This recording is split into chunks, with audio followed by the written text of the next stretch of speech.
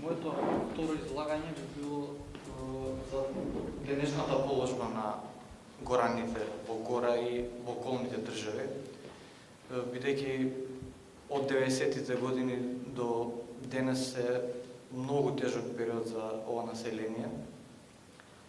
И освен нашето пишување не би требало да остане само на ова, би требало ова како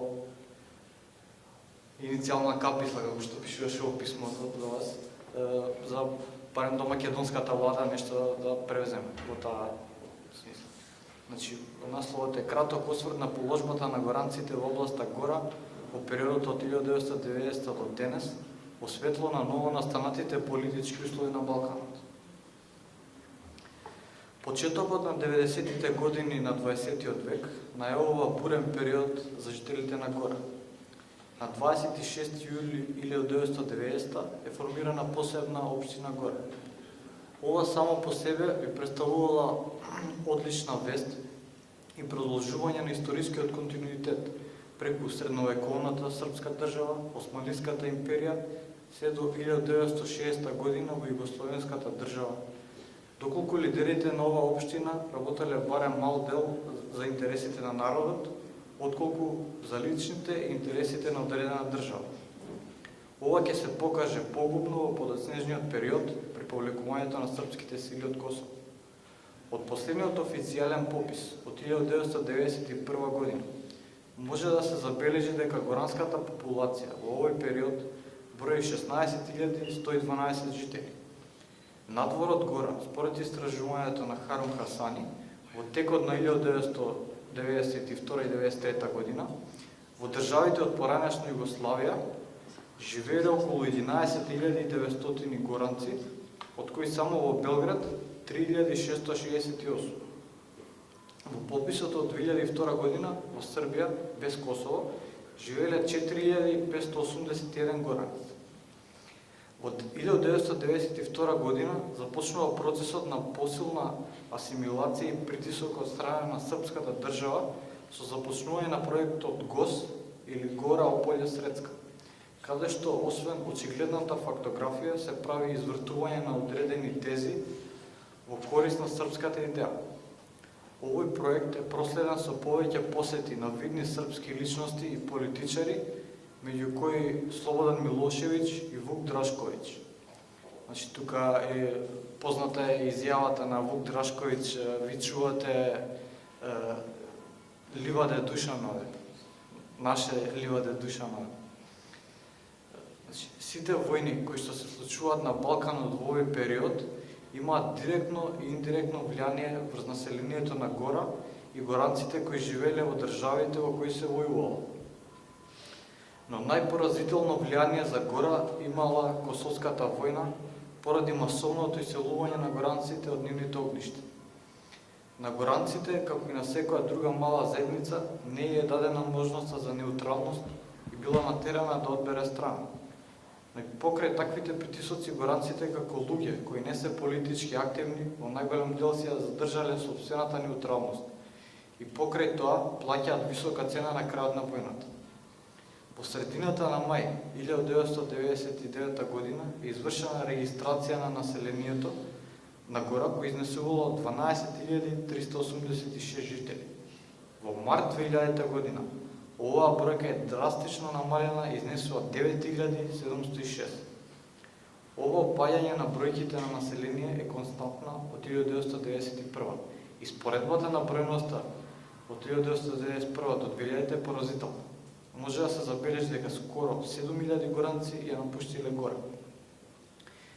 Меѓународната заедница прави катастрофална грешка и многу брзо по војниот конфликт, без преоден период и констатирање на вистинската бројност на населението, во кој би влегли и раселените, ги спојува Гора и Ополје, во кој живее целосно албанско население.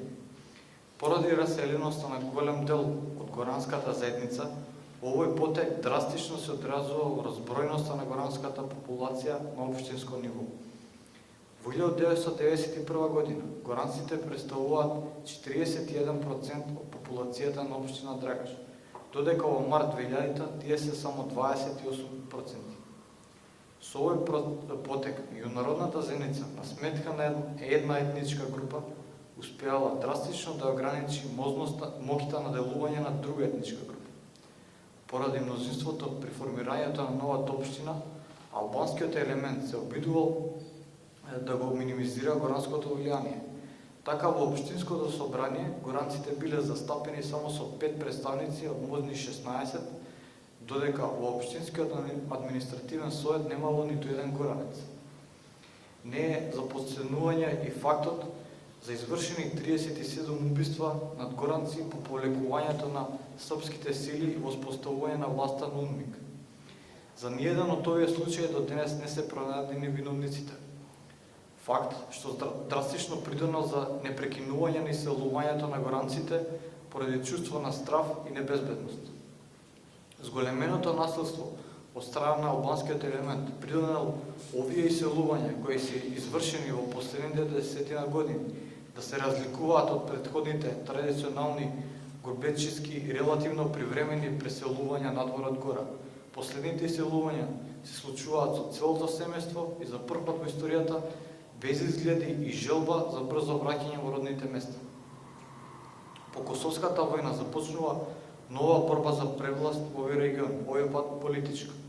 Од 2000 година е формирана партијата ГИК или Граѓанска иницијатива Гора, како партија со просрпска ориентација, чие действување е директно под контрола на Србија. Другата струја е представена преку партијата ВАТА, која е со пробошњачка ориентација.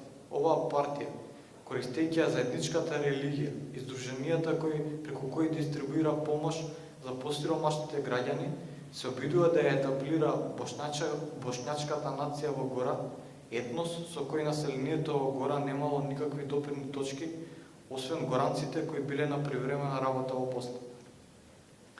Оваа поделеност најмногу влијае врз образовниот систем, бидејќи косовските власти поради своите интереси и зголемување на раздорот во горанската заедница дозволуваат воведување на бошњачкиот јазик во образованието.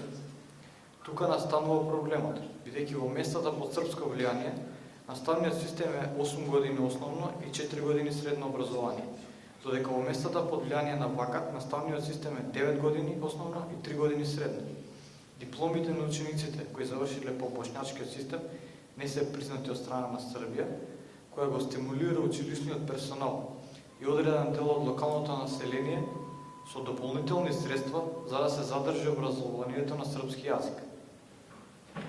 По Косовската војна и создавањето на новата држава се создаваат нови услови и нова реалност на теренот, бидејќи Србија веќе нема копнена граница со Гора. Поддршката која српската и бошњачката страна ја добиваат од населението, во најголем дел се должи на финансиската поддршка која овие страни ја доделуваат, а која поради структурата на населението и теренот е основна за опстанокот. Со повлекувањето на оваа финансиска помош би се изгубил и огромен дел од поддршката која населението ја дава кон овие две опции. Македонската држава е единствената, освен албанскиот елемент, со која Гора има копнена граница, со што таа на подолг рок се јавува како единствен логичен партнер за соработка. Затоа изненадува задоцнетото вклучување во случувањето во Гора се до 2008, кога во селото Брод е отворена невладината организација Македонско-горанска заедница. Во претходниот период Македонија се фокусира на регулирање на статусот на гораните беолци од Косовската војна во Македонија. Недоволниот ангажман на македонската страна резултира со големо влијание на другите инволвирани страни. Како пример може да се наведат отварањето на граничниот премин Стрезимир или Стрелица, па негово набрзо затварање и отварањето на горе наведената невладена организација и нејзино набрзо затворање. Неразбирлива е и одлуката на македонската влада преминувањето на граничниот премин Стрезимир Рестелица да биде ограничен со специјални дозволи во длабочина од 20 км на двете страни на границата. На косовската страна овој простор опфаќа само 5 села: Рестелица, Крушево, Злипото, Глупочица и Брод, додека на македонската страна тој опфаќа само 50 на луѓе. Особено е загрижувачка состојбата со заблудите кои влијаат кај мнозинското христијанско, српско и македонско население. Без оглед на нивното образование или социјален статус, постои убедување дека македонец или србин може да биде само христијанин. Ваквиот етнофилетизам создава доза на страв и доведува до јакнање на бошначката опција во гора, која се представува како муслиманска опција или доведува до понатамошно етаблирање на терминот нашинец. Овој страв во многу наврати има реална основа, бидејќи горанците во двете војни, Косовската и Македонската во 2001 биле колатерална штета, додека Србија и Македонија се обидувале да го воспостават своето влијание во гора. Горанците кои живееле и живеат во овие две држави се среќавале со неприфаќање и напади од одредени групи. Во Србија, по Косовската војна на 2 пати била запалена фабриката Горанец во Сомбор, додека во Белград по неколку напади горанското население од страв започнало да ги трга имињата од своите влезни врати.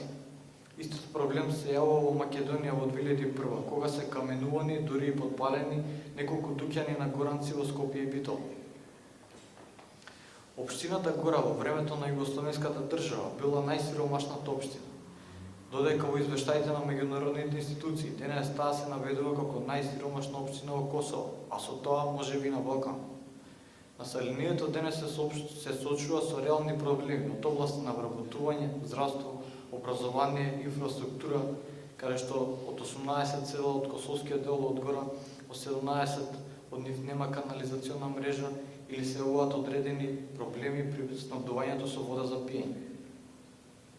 Затоа е потребна реална поддршка од добронамерените страни, како јакнење на невладиниот сектор во Гора, кој со правилно насочување и вистинско активирање би придонел за реално подобрување на положбата во оваа општина.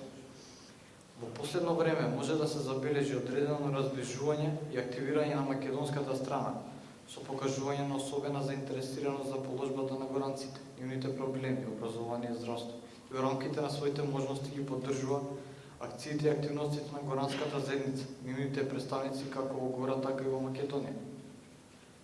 Ангажманите би требало да бидат долгорочни, а не со куз див, за тамошното население да не подлегнува лесно на туите индокринации и манипулации.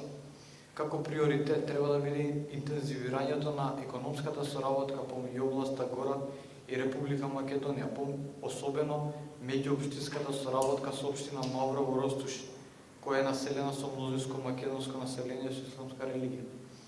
Но оваа соработка да не се ограничи само на културно ниво, туку и да се запази економскиот аспект. Основа на економското заживување на областа било јакнење на невладините организации во Гора, кои со издржани проекти би успеле да привлечат финансиски средства од страна на странски донатори. При изработката и реализацијата на овие проекти невладиниот сектор од Гора би имал целосната стручна и кадровска помош од страна на Горанското друштво во Скопје со цел подобрување на положбата на горанците. Создавањето на општина Гора се јавува како приоритет за зачување на посебниот културолошки идентитет на горанците и како заштита од туѓите постигања по него. Но овој пат тоа треба да биде со долгорочен план за развој и самоодржливост, со што ќе се сопре одливот на население и ќе се постигне нејзино вистинско заживување. Благодарам.